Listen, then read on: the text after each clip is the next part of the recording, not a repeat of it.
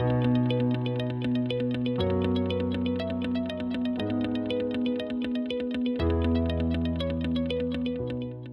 everyone. I hope this finds each of you so very well. I'm speaking to you today from my studio in West Orange, New Jersey. Absolutely delighted to have this opportunity to interview Jenny Dilts, who is a certified grief and end of life coach. Jenny will be speaking to us today from Martinez, California. Did I pronounce that right, Jenny? You did. I did, great. Jenny supports people who have been touched by grief, either through the death or loss of a loved one or through life's experiences. As a certified grief and end of life coach, she holds space for them as they explore their individual grief and what it means to them, helping them rebuild their lives in gratitude and love. Jenny brings warmth, light, and healing into the grief experience through active listening and powerful questions that can help a grieving person discover new insights and access the greatness and answers that already lie within that person. I'm looking forward to talking with Jenny about building a more positive relationship with grief, why death is a stepping stone to growth, and much more in what is going to be an insightful and important interview for all of us. Hey, Jenny, a warm welcome to Grief and Rebirth podcast. Thank you, Irene. It's so wonderful to be here. Thank you. We're gonna have fun, and this is gonna help so many people, Jenny.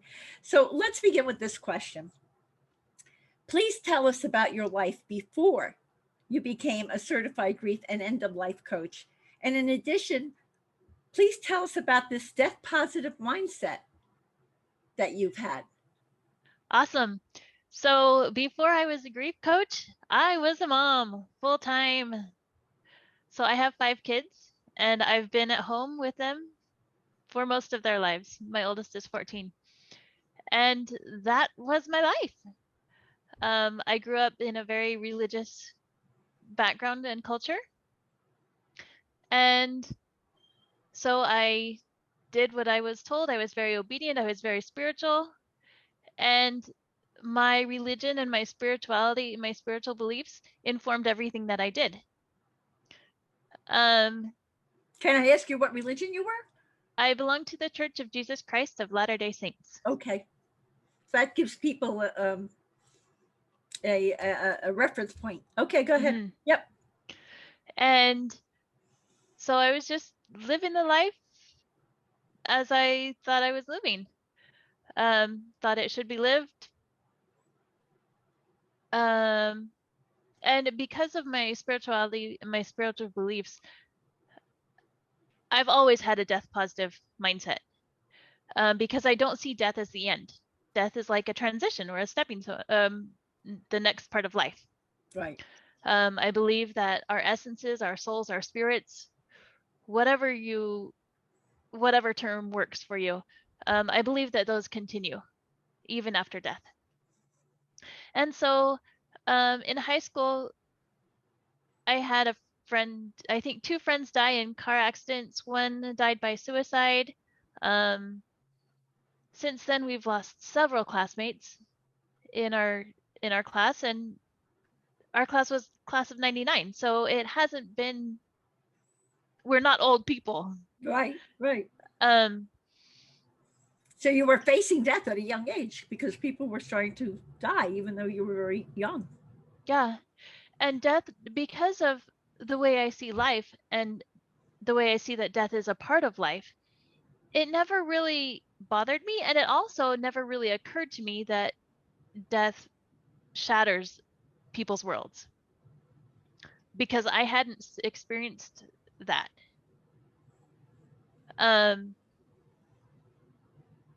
And I know we're going to talk about it later, but the turning point experience for me was sitting with a friend. Yeah, well, tell us that. Yeah, because you had the opportunity to be with your friend days after her husband's unexpected death. So how old were you when this happened? And that is the experience that inspired you to become a certified grief and end of life coach, right? Yeah, it is. Oh, tell us all about that. So it was only 4.5 years ago that this experience happened. Our kids were in the same class. And so we got word through the school community that her husband died. So he was And like in his 40s or something. 40s or late 40s, early 50s, something like that. Yeah. Young guy. And so I took a meal to them because that's a way that I could help out. And we were on the way to the park with my kids. And so I thought it was just going to be a really quick visit, drop the meal off and go to the park. Well, it turned into several hours. And as she shared her experience with me, I got a sense of what it's really like when death happens. The grief, the fears, the anxiety, the worry, the pain, the But other trauma. people had that you hadn't really experienced that. You're seeing it from what someone else goes through. And another big part of that experience was because our kids were in the same class, I was able to put myself in her shoes. What if my husband died now? What would that be like for me? And death got a whole lot more personable. Death got a whole lot more real in the logistical side for me. Right. So you hadn't yet decided to become a certified grief and end of life coach, but this set the seeds. This planted the seeds, right? It did, Planted the because I was able to recognize that my personality is calming and it has a calming effect on others. And she was able to share with me her trauma and the details of her efforts to save her husband. Oh my God. And the details didn't bother me. And the grief didn't bother me. The heavy emotions didn't bother me. In fact, I felt very comfortable there. That's a tremendous gift that you have, because most people get very rattled when people are so emotional around them like that. Absolutely. So this experience awakened me to this gift. And it highlighted it because I don't think it's ever been in the forefront of my mind before because I was just at home with my kids doing my thing. Um, and then Well, I took the experience to my therapist and he's like, have you ever considered becoming a therapist? And I was like, well, with my kids, it's not logistically wise for me to do so right now, but I'll keep that in mind. So as you began to seek ways to serve people and thinking about serving people related to death and dying, you attended a workshop with the Zen Caregiver Project, right? And that enhanced your personal understanding of death even more. So, what drew you to that? And what was that training like? And how did that impact you? So after my experience with my friend, I started to learn this is what I want to do. It awakened within me. This is my passion. This is my Right. life mission. That was your calling. Absolutely. And the more I embraced it, the more opportunities came. And so I started reaching out. How can I learn about grief and end of life? And some friends told me about this training through Zen Caregiving Project. And the training was mindful caregiving. Oh, wow. And we talked about mindfulness and how to incorporate that specifically as caregivers in the end of life stages. And one of the exercises that we did was a guided meditation on our own mortality. So we were the passengers in the car receiving the diagnosis. This is terminal. And the meditation took us through our last days and moments. So that was a really powerful experience for me. But I think because of my perspective on death, that didn't really rock me. Because you know that in this projection, you were going to survive, that your soul would survive, right? Yeah. Yeah. And so the physical meaning of the physical aspect of death didn't really affect me. I knew that, okay, I die. I go on, I graduate. Hooray. Um, one thing in that meditation that did really impact me was the importance of connection for me. And during that time, were you thinking about what would that be like for the people who you left behind, who would be grieving? I did. I mean, you must have thought about that. Hmm. Okay, I died and I went to the other side, but what about these people? Are they going to I be did a little bit, yeah.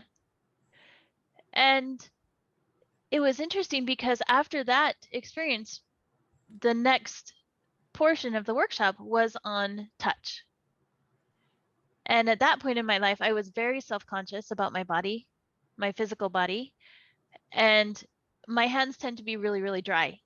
And so the thought of using my hands to touch other people and having other people touch me was way overwhelming for me. Wow. And I wasn't in a space that I could participate in that portion of the workshop. And so I tried to sit outside of the circle. And Zen caregiving is, the staff is super amazing. They allow you to come as you are and participate or not, or witness as you are. And they're very mindful, non-judgmental about the whole thing. Um, so I tried to scoot back outside of the circle and still like witness, and that was still too much. I tried to move across the room, and that was still too much.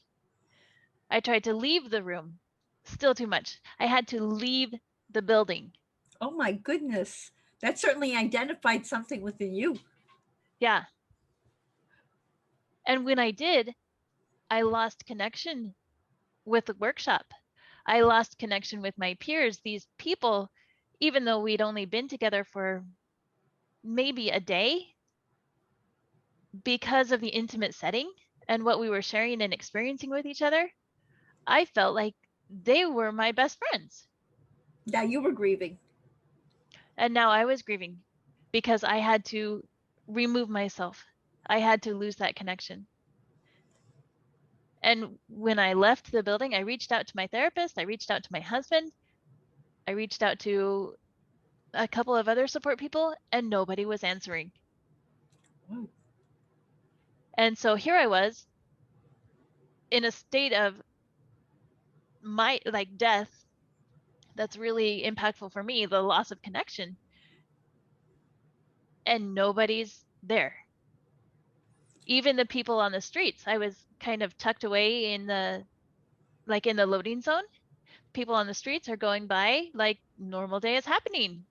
And I felt like I had died because nobody was acknowledging me, nobody was recognizing me. I didn't have connection with the workshop where I was supposed to be. I didn't have connection with my support people, my family. And so I got to experience my own mortality. And your own grief. Hmm. And your own grief. Wow, that really, wow. Talk about developing empathy in that moment. My goodness. So you also helped a friend in her grieving journey when her sister died by suicide. And now you'd had this Gen project experience. And now your friend's sister dies by suicide, and now you're tending to her, right? What did that Hmm. experience teach you? That was an amazing one too, because I was working with her. She is one a very dear friend of mine, and she was helping me like launch my business, even in the very beginning Had you stages. been certified already? No, Okay.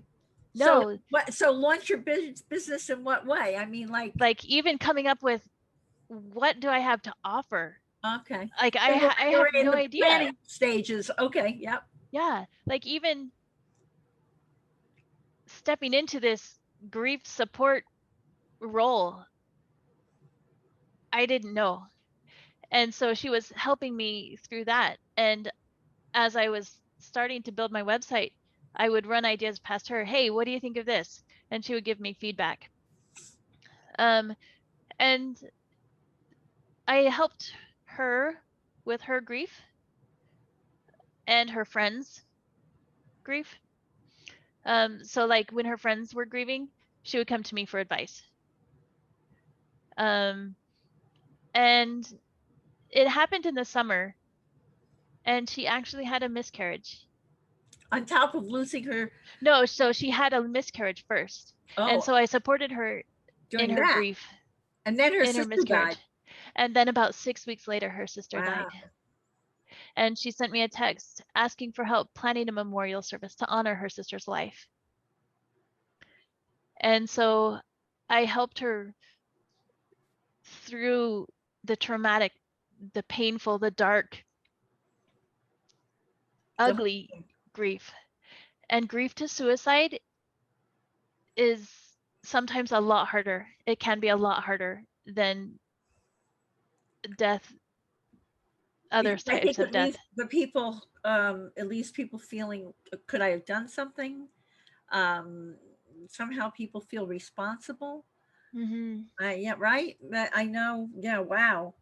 So you talk about that your passion for grief work has helped you discover more of your own identity, which we're talking about, that you've discovered your gifts, and Mm-hmm. you founded Grieving Coach, and you call yourself a travel buddy for a grieving person. So tell us what that's about. So, like, someone on the podcast is grieving, and they reach out to you, you become their travel buddy for their grief. Mm-hmm. What is that like? What happens? So the first step is inviting them to tell their story. And that's one of the main things that we can do in our grief is to share our story, express it, get it out, allow it to be heard and seen and witnessed. And when we do that, it relieves the pressure. It's When like we a valve. carry a, yeah, exactly. Yeah. Yeah. And so that's my first step. Tell me your story. And I figure out where they're at. And then I walk with them every step of the way. If that means giving them action steps that they can take. If that means giving them a writing prompt that they can work on, how does this grief affect me? I teach them. I normalize what they're going through. Do you And when also they're, go ahead? go I'm ahead. sorry, Penny. Go ahead. I was going to say, do you also encourage them spiritually, like if they want to connect with their deceased loved one or whatever? Do you encourage them to do that? Because I find that really is very helpful Mm-hmm. when a person is grieving. Yeah. Regardless of their whatever, regardless of the spiritual river that they're in or the spiritual path that they're on, I meet them where they're at. That's great. And if they're not spiritual, then I encourage them to write a letter to their deceased person. Because even writing the letter, even if they have no belief in the afterlife or no way to connect with them, the fact that they're writing that letter is a means of expression, of releasing that valve. Right. Right. Now you help people who have had experiencing death, but you also help people who are experiencing a living loss. Mm-hmm. What is that about? That's actually my favorite type of grief coaching. Okay. So Because trying to that's define a living loss. so a living loss can be any loss or change that we experience. Loss of a house, loss of a job, loss of a relationship, loss of a favorite spoon, a major change, a divorce, Mm-hmm. um, divorce of a parents.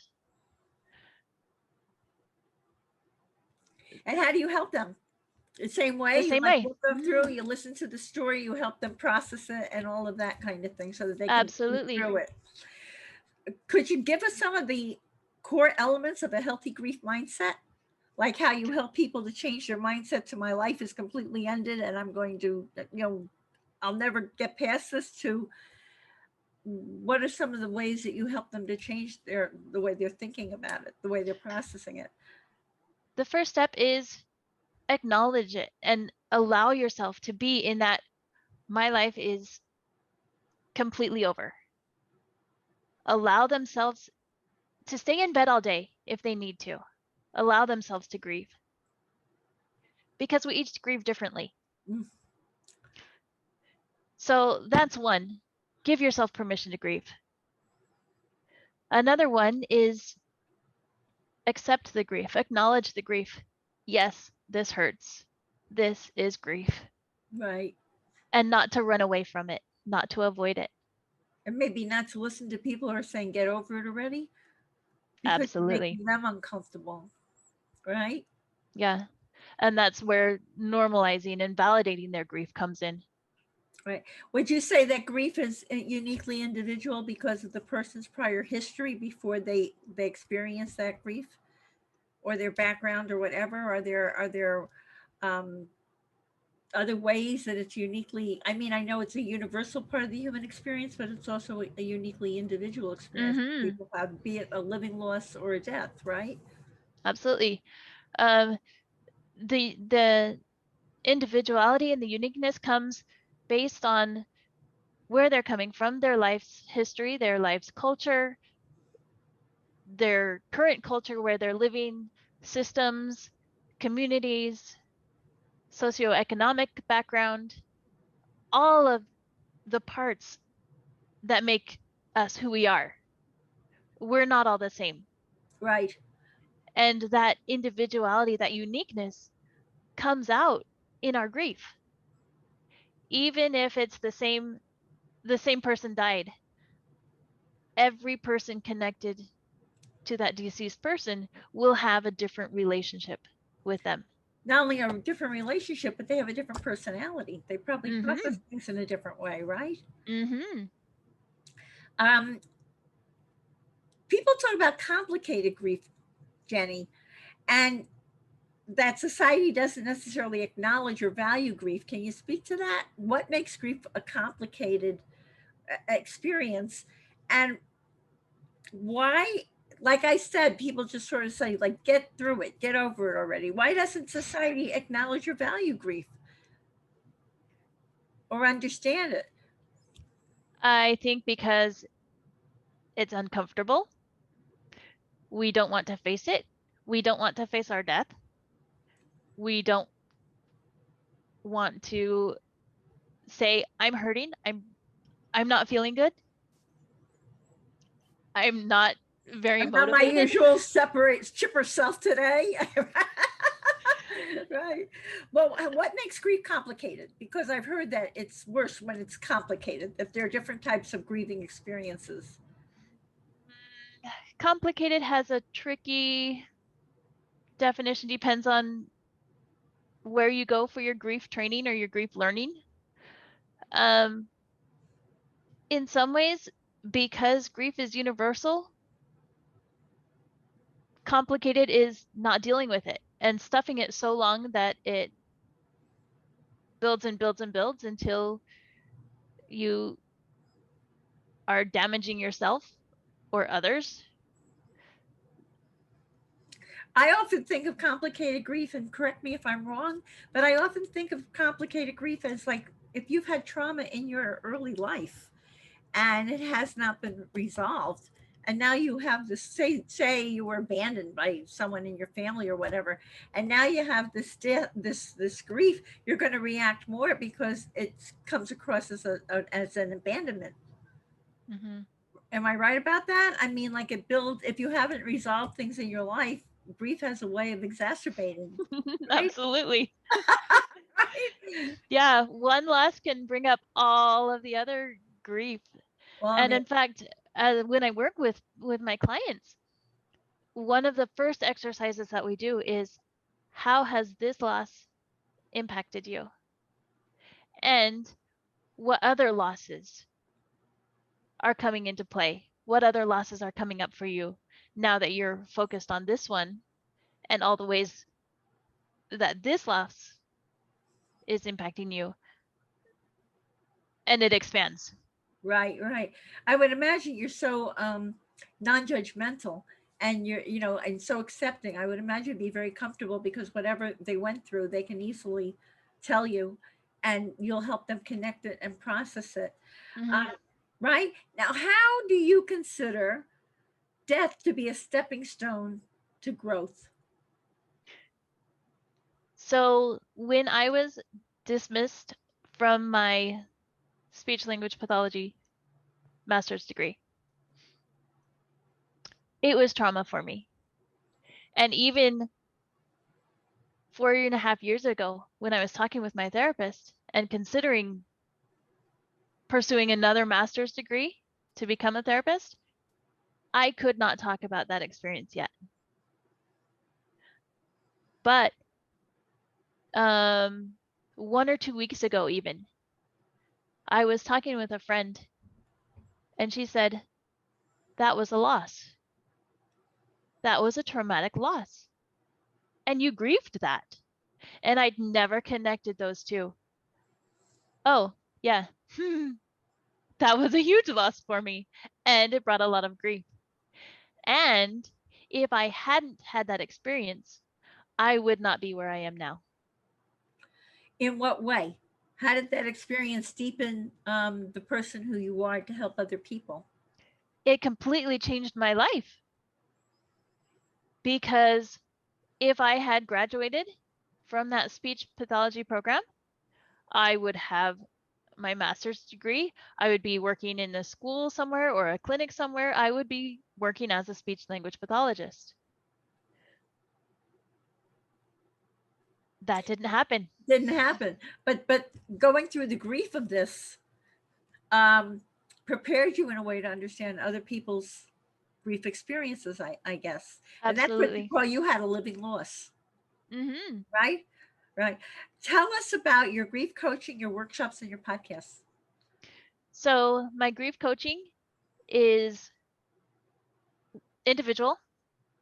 We do one-on-one sessions and we get deep.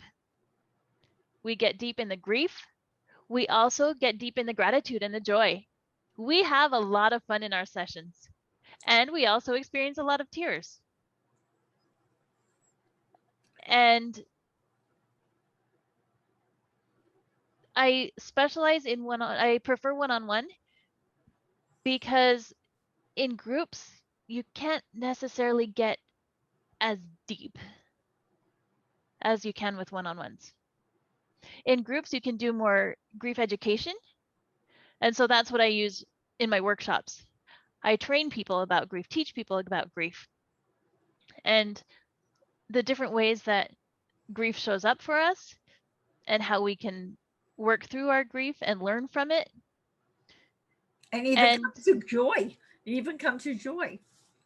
yes. As you make your way through, Mm-hmm. I guess you learn to be more present to the good things that are happening and not be overwhelmed by your loss as you process it, Mm-hmm. right? Yeah. And with loss, I've experienced with my clients that with a major loss comes a mandatory shift in identity. And as they rediscover themselves again, it's amazing to watch the transformation. I can really relate to that because when I lost my husband, I did not know who I was without him. I was Mm-hmm. completely lost. But I worked also with I worked with a life transition coach, and she started to help me and realize things about me that I had not known, and I grew into somebody who, like you did, I grew into somebody that I hadn't known before. Mm-hmm. I had one role, but now I was growing into another person, and more of me was coming through. Right? And Yeah, that's more like how it happens, right? You were talking about podcasts also. Do you talk on podcasts? You have a podcast? both. Oh, both. Good for you. So I do guest on other people's podcast shows, and I also host my own podcast. My podcast is called Share Your Story, Exploring Humanity One Heart at a Time. Oh, how lovely. Good for you, Jenny. That's great. And what is your message about the importance of healing that you'd like to share with our grief and rebirth audience? Why should they go out of their way to heal their stuff so they don't have that complicated grief and all that other stuff that goes on? Our mortality is limited. We don't know when we're going to die. We don't know when our loved ones are going to die. And if we are carrying our grief with us, it's like carrying heavy, heavy backpacks everywhere we go, all day, every day. And if we can allow ourselves to even recognize, oh, yeah, I have this heavy backpack on, and then get to the point, I'm going to take a look in this backpack. What can I unpack? What do I not need anymore? What can I release? Our backpacks get lighter. And as they get lighter, we can live more fully. We can enjoy each moment of our lives and of the lives of those around us. Kind of like the shades come off, right? Mm-hmm. The shade, right? Yeah, I've experienced that. So true. Jenny, now that people want to connect with you, how tell us all the ways for them to connect with you, and do you have a special offer for our podcast audience? I do. My website is grievingcoach.com.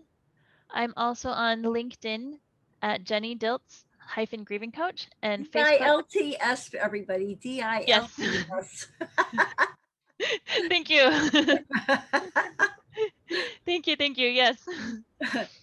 And I'm also on Facebook, Jenny Rencher Dilts, RencherDilts. Spell it again for everybody if they're writing it down. Jenny, R I Renchi, RenCher. REN.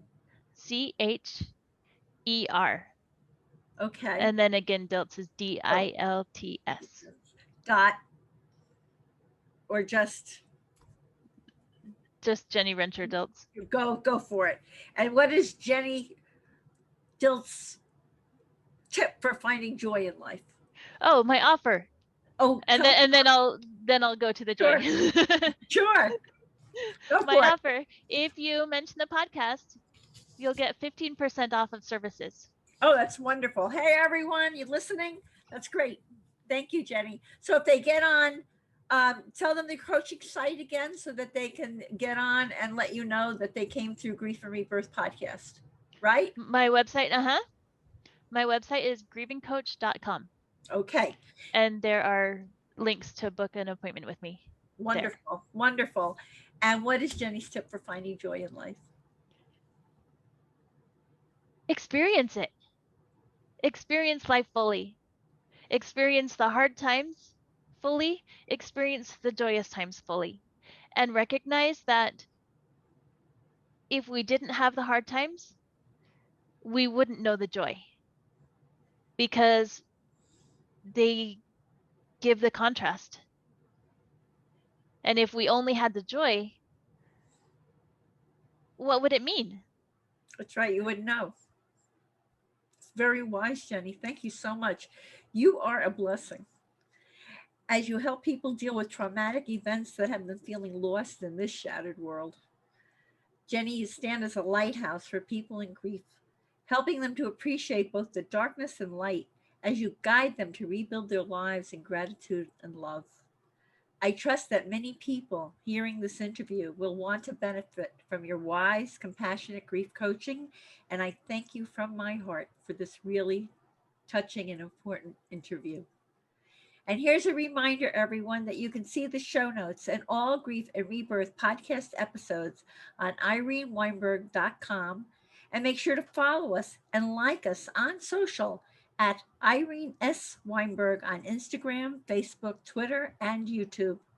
As I like to say, to be continued, many blessings, and bye for now.